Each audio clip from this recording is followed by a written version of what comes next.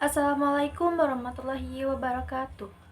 Perkenalkan, nama saya Febi Aulia dan dalam video ini saya akan membahas praktik penjualan online dalam Mystery Box dari perspektif etika bisnis dan ekonomi Islam. Fenomena mystery box ini banyak dijumpai di platform e-commerce dan media sosial. Namun, bagaimana hukumnya jika isi box tidak jelas dan bisa merugikan pembeli, dan apakah sistem jual beli seperti ini sudah sesuai dengan prinsip syariah? Mari kita bahas berdasarkan prinsip-prinsip syariah. Dalam Islam, setiap transaksi bisnis harus dilakukan dengan kejujuran, keadilan, dan amanah.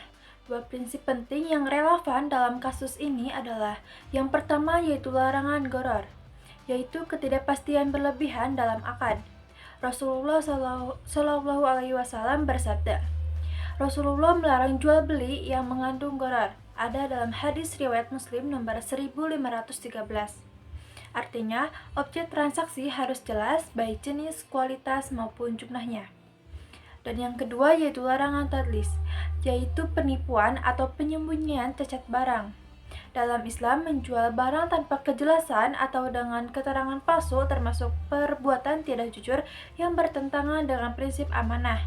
Allah Subhanahu wa Ta'ala berfirman dalam Quran Surat An-Nisa ayat 58 dengan potongan ayatnya, sesungguhnya Allah menyuruh kamu menyampaikan amanat kepada orang yang berhak menerimanya.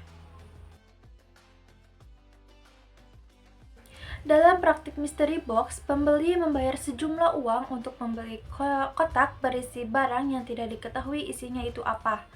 Secara syariah, hal ini termasuk akad yang mengandung gharar, karena pembeli tidak tahu apa objek yang dibelinya. Bisa jadi barangnya bernilai tinggi, tapi bisa juga sebaliknya. Jika penjual tidak memberikan informasi yang cukup, maka akad ini juga berpotensi tadlis, karena ada unsur penipuan atau manipulasi informasi.